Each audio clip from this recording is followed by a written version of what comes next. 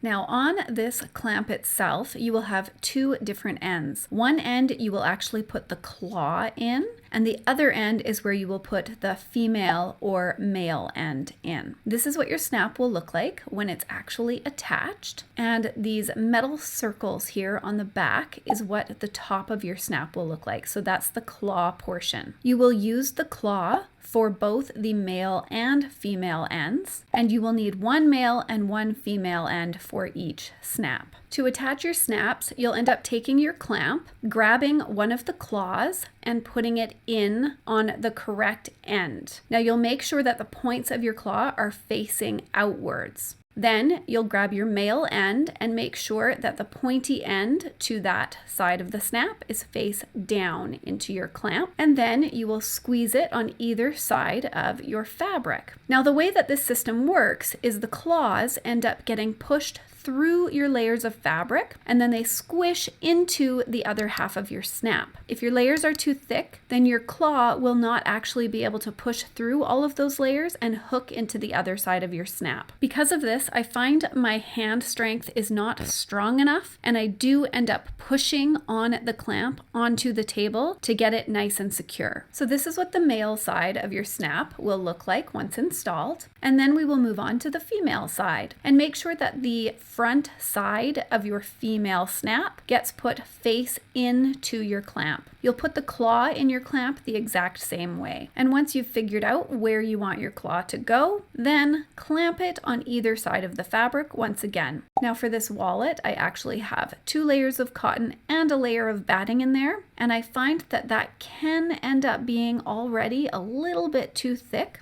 for these metal snaps. But if you have the hand strength, or you do what I explained by pushing the clamp onto the table to give it a little bit of extra pressure, you should be able to get it to hold through the 3 layers of fabric. I just wouldn't go any thicker than that. Please use my links in the description down below if you are going to make a purchase. I very much appreciate your support, and I hope that you guys have a wonderful day. I'm also going to have a few links in the description down below, and I will add to those links as time goes on, because I am going to start adding more snaps to my different beginner projects that I think you are going to really enjoy.